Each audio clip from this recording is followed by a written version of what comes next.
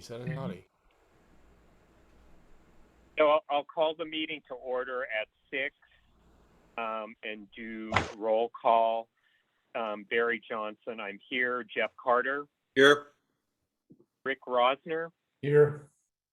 Richard Niederberg. Here. Brandon Marino. Here. Julie Houlihan. Here. And Scott Mandel. Present. Thanks. So I sent out the August 3rd, 2022 DAC committee meeting minutes. Any comments, or if I hear no objections, we'll consider them approved. Good idea. All right. Yes. Thank you. Considered approved. Moving on, update from the committee chair. At our board meeting last Wednesday, our 3 motions passed. One having to do with alcohol sales in certain select cities in California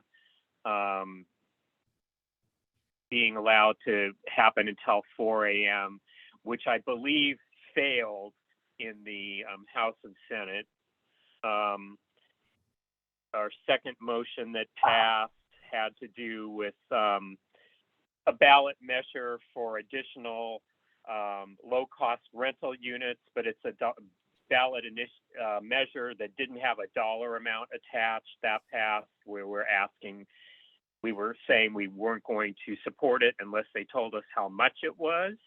And then our final motion had to do with shelters and other forms of interim housing being established and operated outside of the usual zoning, so it would have allowed R1 and R2 areas to have that kind of temporary housing. So that also, our opposition to that also passed.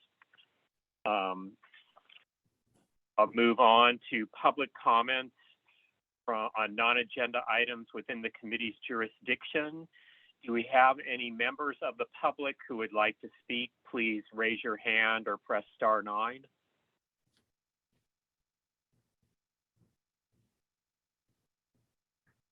Richard, did you want to speak as a member of the public?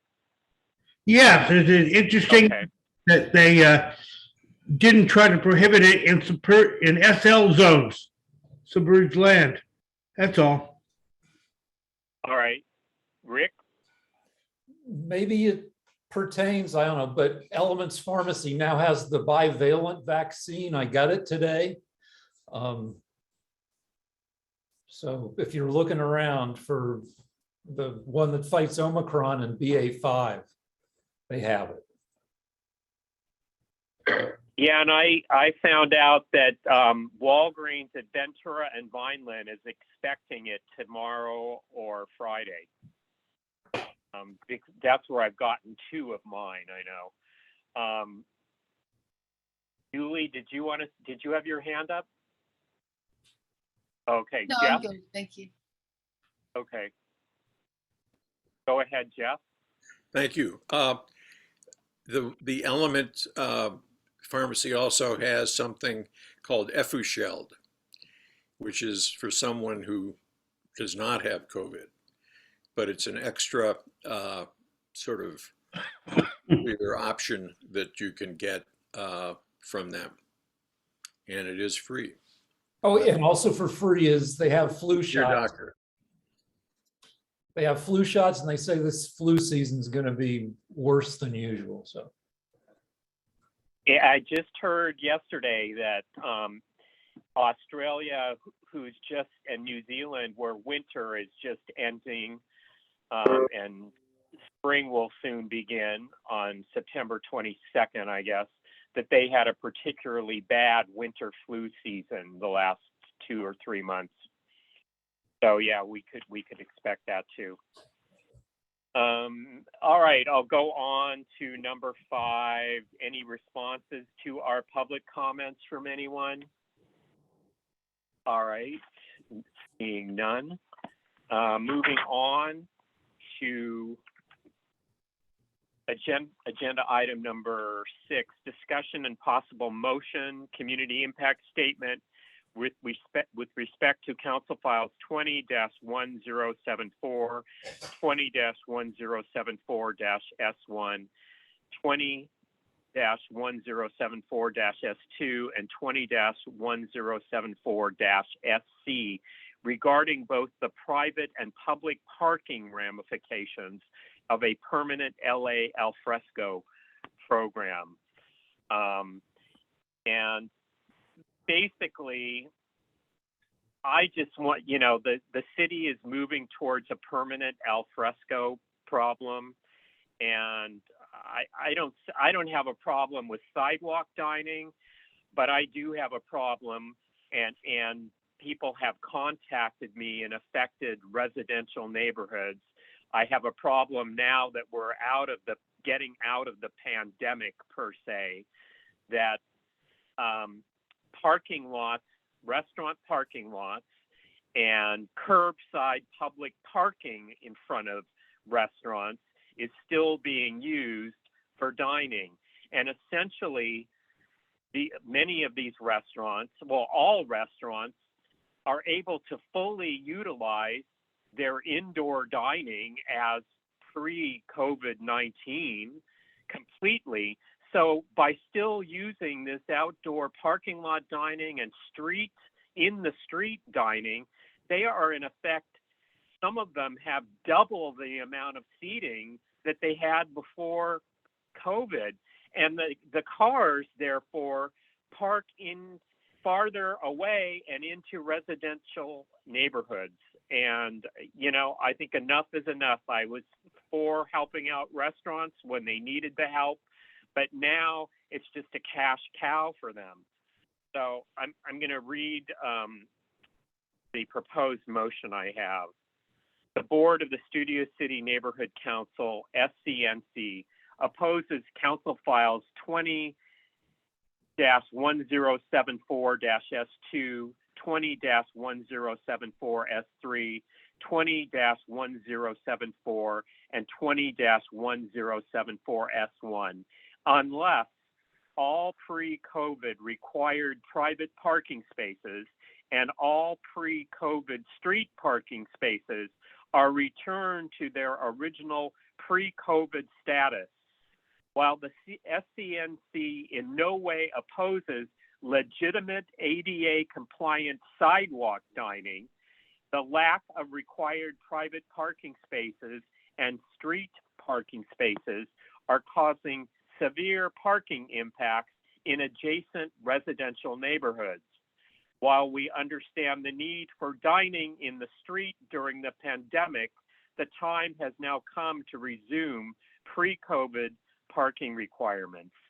This motion is also to be submitted as separate community impact statements, CIS, to CF 20-1074-S2, 1074-S3, 1074, and 1074-S1.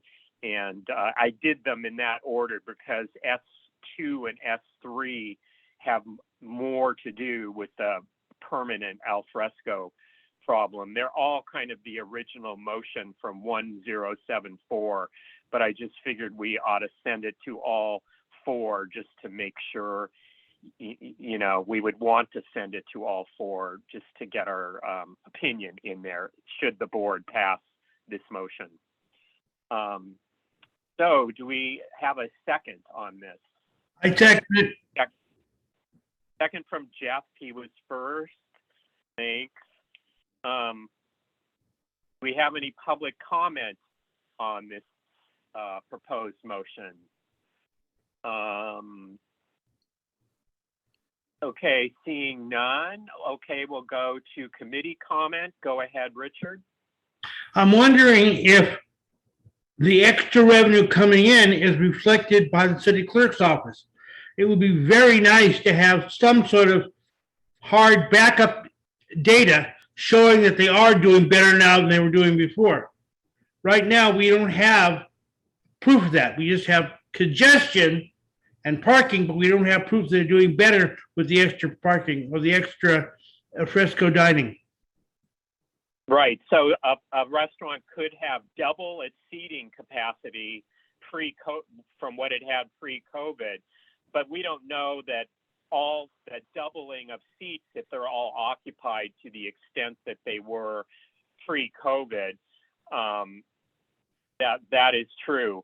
But I think they still can apply for permanent sidewalk dining and use those to still offset and have a greater seating capacity. So go ahead, Brandon. Yeah, I was going to talk about the sidewalk dining. I think it's something like a $149 revocable permit, I believe they're talking about. Not too long ago, there was a San Diego law firm called Potter Handy that kept on going around to small businesses, restaurants, cafes, and they had people asking to use their restrooms. And when they weren't ADA compliant, they sued them almost out of business.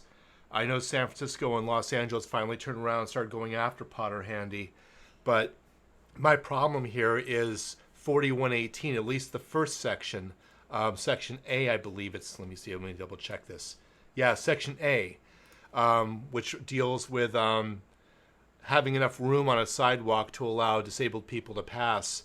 There's nothing that I can find in any of these files, these clerk files, that talk about protecting these venues from having sidewalk alfresco dining on both sides of the sidewalk and having another unscrupulous legal firm like a Potter Handy going around video recording everything and then suing the daylights out of them because they couldn't get a wheelchair passed. So there's nothing I see in any of this literature that deals with that. And I might have missed something, but that's a lawsuit waiting to happen. That's multiple lawsuits waiting to happen. And I don't know what they're going to do with this, but that's a concern of mine.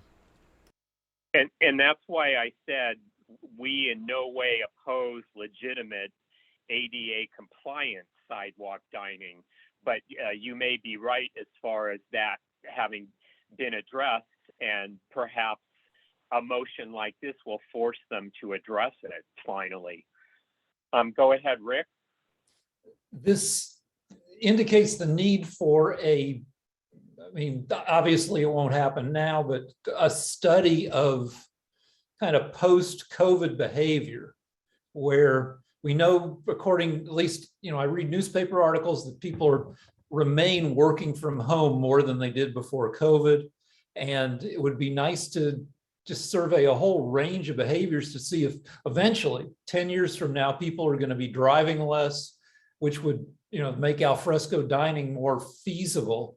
But we just don't know. Right now we know people are using their cars as much as ever, and maybe even worse than ever, because apparently long COVID makes you an angrier driver. But it'd be nice to get some studies at some point. Yes. Go ahead, Julie. Thanks, Barry. So if we restore, per your motion, the parking places, that means any restaurant would lose, they wouldn't be able to set up tables in their parking lot, right? And then I guess there are different streets, like, is that on Ventura Place where they're doing some of that, or that's just construction, I guess? Go ahead. So Ventura Place had like 3 places, and I know Jones on 3rd has gotten rid of their street stuff, and one of the other ones, the one towards Radford, doesn't seem to be using it, and then the one closest to Laurel Canyon, I think, is still using it. Yeah, who else are we talking about in Studio City? Can you be more specific on others too?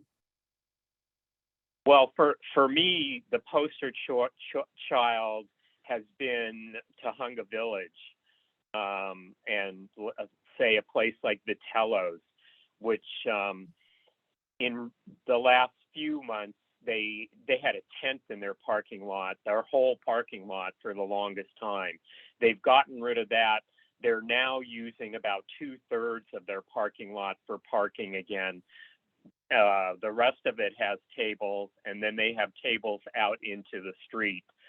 So that's where I hear from neighbors, and it's still an issue. And I drive by there on my way home a lot, and even in the evening, you never see it all full. So I don't know.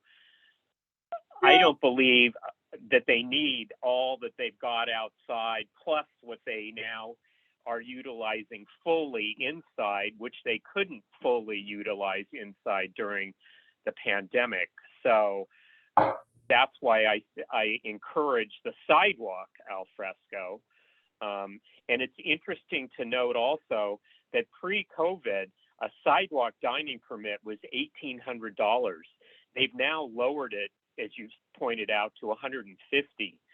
So they've really made it easy for sidewalk dining. And I think the ones that already are got into sidewalk dining during the pandemic, I don't think they have to reapply either and pay another $150. I think they're just in. So that's why I say I like the sidewalk dining as long as it's not blocking wheelchairs. Go ahead, Julie. Didn't a couple of these already pass? Am I reading this correctly? I think it said like council acted. I know we still vote on things that have already passed, but and they acted on drawing up the legislation to then be voted on. And I don't think any final legislation has come forward to be voted on. One of them, either S2 or S3, was going before our committee this week. okay. Yeah, I guess S1, official action. Anyway, I guess I'm a little torn because I'm the person that still wants to sit outside. If I have a choice, I'm still a little COVID paranoid, but I do feel the pain of neighbors getting their driveways blocked and people encroaching in their space. So I'm just thinking about. And you still can. We're totally encouraging sidewalk dining. Yeah. Okay. Okay, go ahead, Brandon. Yeah, I like to appeal to our legal guy, Jeff here. Regardless of the sidewalk dining, let's say they take a couple of parking spaces away along the curb. So you have sidewalk dining and you have street side dining. Someone trips on the curb and falls. Where's the liability? Is it the city being liable, or will it be the establishment being liable? Because that's not a normal dining area. If you're on either side of the sidewalk, that's one thing. But if you're also on the asphalt where a car normally would park, what's the liability there? I don't think that was addressed in these documents either. No, I don't think it was, and I'm not speaking as giving any legal advice or anything, but if somebody slips, or I think Richard would agree, they just sue everybody anyway. Yeah. And let them fight it out. But it would depend on the facts, I think. Again, this isn't an opinion or anything, but I think it's probably, in my own view, not a legal thing, but kind of safer to be on the sidewalk than in the street anyway. I mean, you know how people drive around here. You know, it's not always the most, organized conduct. And I have never sat at a street table because, I mean, you're right there, but I think Barry's right. I mean, and I think that it would be great if we could do a big study, but can't. So I think we just have to, I support this. I don't know if that's an answer, but it's unless we know the actual facts, it would be hard to. And the city gets sued all the time. You see them on the city council agenda.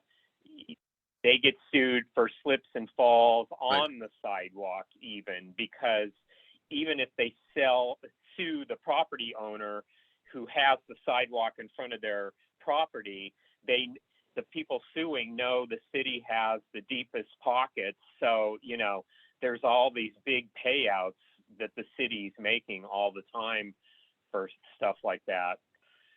Go ahead, Scott. Thanks, Barry. On the council file ending in S2, there's an 89-page report from the Department of Public Works, and they go into the inspection process and the ADA compliance and the measurements and all the items that have to be checked off before they'll issue the permit for that. To what Julie said, and I agree with her point about people wanting to eat outside, back to Richard's original point, in my dining experience, I'm finding a lot of the restaurants may not be doing more business with the increased capacity. They're just seating people differently because they have the outdoor option, where a lot of people are not eating inside and they're choosing to go outside, especially on Tahunga, where I guess those are called K-rails. They have the street. I mean, it's pretty safe to eat in the street. The cars cannot. I mean, they even block the lane of traffic and there's no parking. So for Tahunga, I can see all the cars. I mean, they park all the way, fairly far away because there is no more street parking. Also, it mentions that there was a survey and they got thousands of responses from businesses and the public from the survey, which is now closed. I don't remember taking the survey. Did anyone here ever take the survey from Department of Planning? No, that's a shame. And then also buried in the, I think it was the 89 page, they start touching upon the transit demand, the TDM. What's the M stand for? I think management. Management. And they also now start getting into multimodal means of transportation, public transportation, walking and biking to these establishments. So it looks like there's also a goal to possibly want to eliminate parking to encourage cycling, walking, carpooling, and transit for people to go to these restaurants that offer the al fresco. I think that's really all I noted. I support your motion, Barry. I'll shut up. And the city's way ahead of reality on that, probably 20 to 30 years. If we got to the point where we had more transit that people could use, it'd be wonderful. But they're trying to force the issue on us and our neighborhoods. I mean, that I have started calling our planning department the LA City Planning Department junta, because they really have become just that. Go ahead, Richard. It would seem to me that whether they're parking and or eating on the sidewalk, the street, or whatever, why can't they just enforce the certificate of occupancy that says so many patrons, so much parking, no matter where you put the parking, no matter where you put the patrons, it's just their certificate of occupancy says has definite numbers. It seems like there's less fights that way, just to make them comply with their own certificate of occupancy, even if they're allowed to fudge on the seating and parking. Well, that's like a place like Vitello's, their original conditional use permit said they have to have so many parking spaces, and those were in their parking lot. The restaurant at Ventura and Carpenter on the south side, I'm forgetting its name. It originally was a Pizza Hut, but it's Mr. C's or something now. That their required parking lot is the asphalt you see outside, where they now currently have picnic tables. So, but pre-COVID, that was their required parking under their conditional use permit. So, Anyone else? Okay. I guess we will take a vote on this for the motion. Do I need to read it again for anybody? No. Okay. All right, for agenda item 6, the motion that I read, all in favor, raise your hand, yes, or say yes. Yes. I'm a yes. Yes. Oh, yes.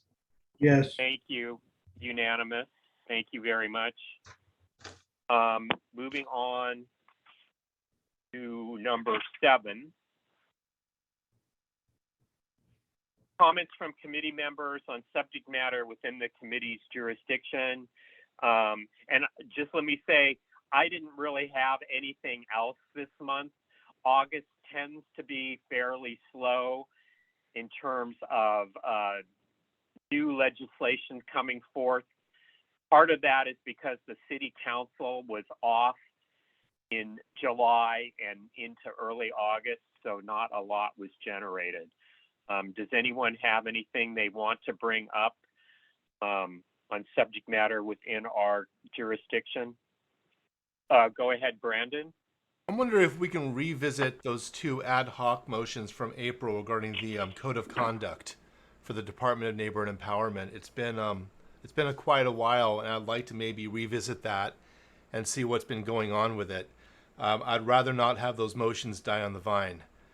Clearly, they took it and threw it in the circular file and said, "Forget these guys." But I'd really like to press it because the digital communications policy is about to take effect in October. In fact, they're starting to push best practice training on us, and obviously the code of conduct will be next. So I'd really like to revisit those motions and see if we can do something with them. Thanks. Do you think our president should contact who we sent it to and ask for an update or response to our 2 motions? You do realize he's right here, right? I He isn't do here know. at the meeting. I'm just I I'll do know, it. but I wanted to refer to him as our president. right. What do you think, Scott? Sure. I can send you that stuff. I'll send you the motions again, just so you have it and you can see where it went. So you can like send a presidential inquiry as to, what's going on. Sure. Okay. Yeah, All right.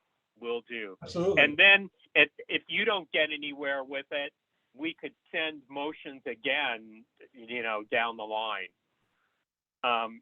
Go ahead, Peter.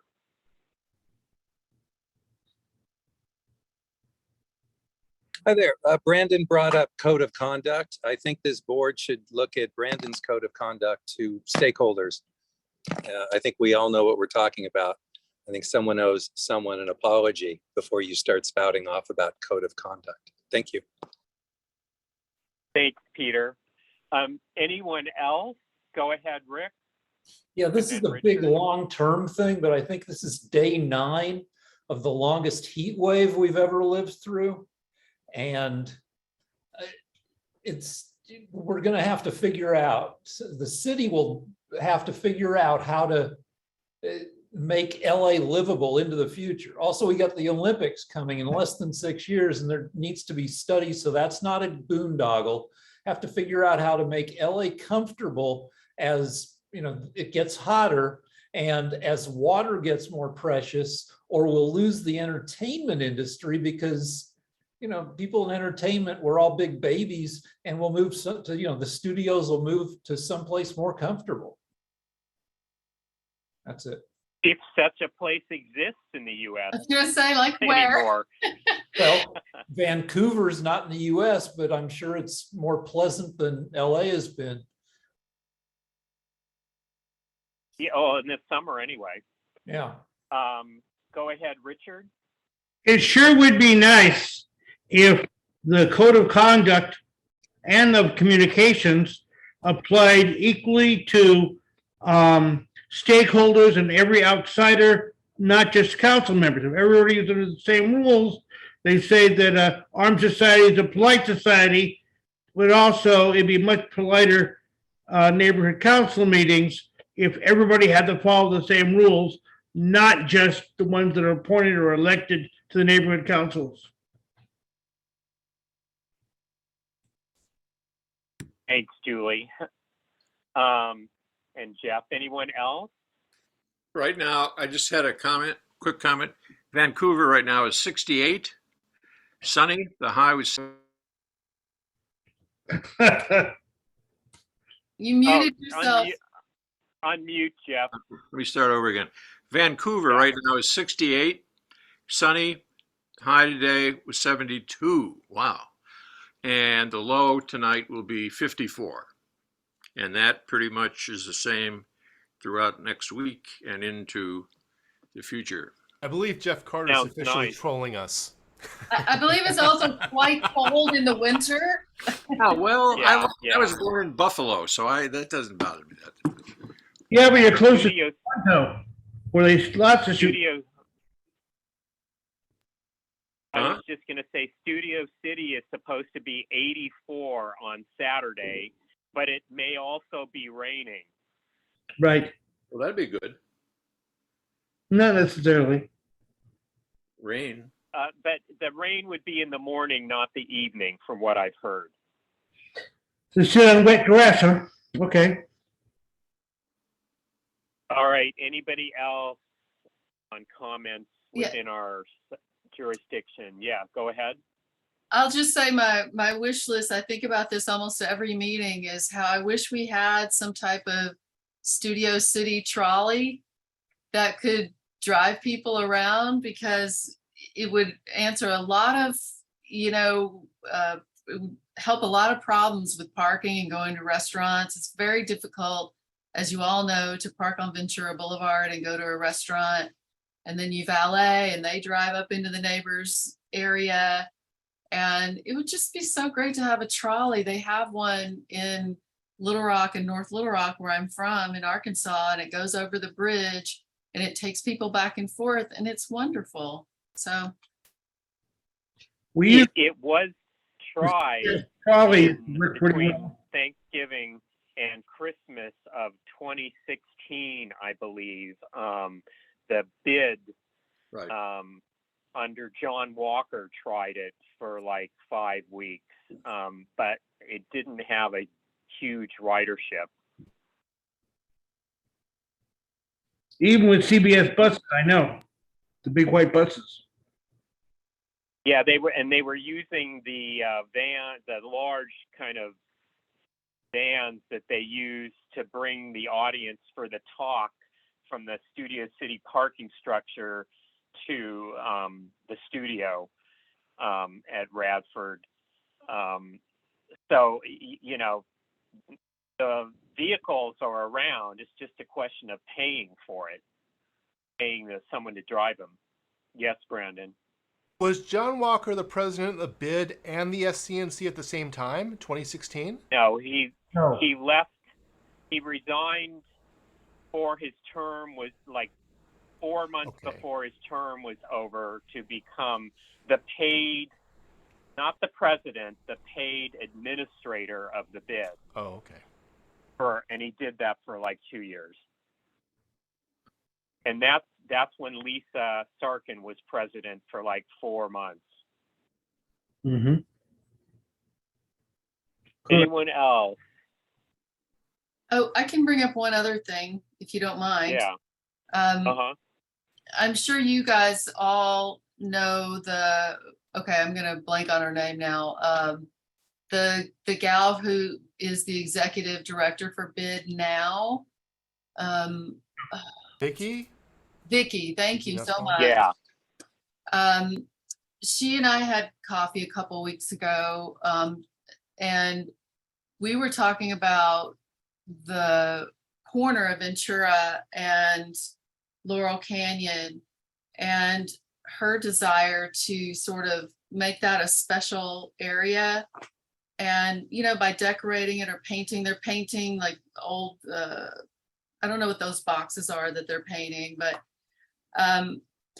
it just it just made me wonder if there was some way we could go in on that I'm sure that we could put our names on it. We started talking about it because my husband had this idea of putting murals on the ugly CVS wall and the ugly Vons wall and the ugly blank wall in that one office building. But of course, those are all privately owned. So it would be, she said that she could actually coordinate that activity, but she couldn't, tell them to do it or really pay for it. It would have to be a fundraiser. So it's just something I just wanted to throw out there in case it's something else that you guys have also discussed with her, or something that you're interested in, putting up lighting or some type of Studio City sign where we could put our name on it, or just some sort of a beautification of that area to make it stand out as Studio City. Yeah, she should give us a proposal, and because it could go to our budget committee. We could see where it would go from there. Another interesting thing, the transportation committee pursued, but prior to COVID, and then with COVID, it just it didn't go anywhere. But that is angled parking on Ventura Place on either one or both sides of the street, which would increase the amount of parking. And it's been lately, it's been like it would have to be like one lane of traffic in each direction, or in one direction and 2 lanes in the other. But it's definitely something that we could still, see how that might blend in with doing something at Ventura and Ventura Place, by a narrow street. Doesn't Dash need room for a layover to bring a bus there? Yeah, but the bus doesn't need more than 1 lane to get through, so. Or that side of the street could be 2 lanes and the south side could be 1. Go ahead, Rick. To amplify what Julie said, you've got the Walk of Fame, you've got the stars for the Republic, Radford Studio Productions. Wells Fargo at Coldwater and Ventura has mosaic murals of the old days of Studio City. Trader Joe's has inside paintings of the old days of Studio City along a bank. A different bank has, anyway, you could do more murals or mosaics that fit in with this motif. And we could be like, Hollywood Boulevard without, all the meth addicts on Hollywood Boulevard. All right, thanks, Rick. Anyone else? Sure. When the bank came to try to get permission for that mural, because mosaics are not normally permitted, but it got through because at the meeting, I said, make sure there's no text on it. So other than the word Republic, there is no text on it. There's no big stagecoaches. So I would like the idea, yes, have it, paint anything you want or mural anything you want, but just don't have it be an advertising opportunity. Yeah, and Wells Fargo at Coldwater and Ventura did come to the neighborhood council to get our blessing on what they did there. So they went about it the right way. We have some other murals in Studio City that were not done that way, and they're essentially illegal now. Anyone else? Okay. All right. Closing comments by the committee chair. I'm going to be out of town, out of state, the first Wednesday of October. So I'm inclined to not have an October meeting, particularly since I will not be in a time zone conducive to doing Zoom. But I think I will leave it like this. If I find that there's something that can't wait a month, I will find a date in the second week of October to have a meeting, and I will let you all know if that is agreeable. And in the meantime, if any of you have anything that you think we should address in early October, or even the last week in September, let me know, because we could have a meeting outside of that first Wednesday in October. So please let me know, and I'll let you know of anything I hear of in the meantime. And Brandon, I guess on the calendar, maybe you can put no October meeting under our Wednesday for transportation and GAC. Thank you. Any further comments? Okay, I will move for an adjournment. Do I have a second? Okay. Yes. Second from Rick. Thanks, Rick. All in favor, raise your hand, yes, or say yes. Yes. All right, yes, we're unanimous. Thanks very much. See you for sure the first Wednesday in November, and maybe before then too. Thanks very much. Thank you, Barry. Bye, everyone. Thank you. Thank you. Hey. Right. Bye.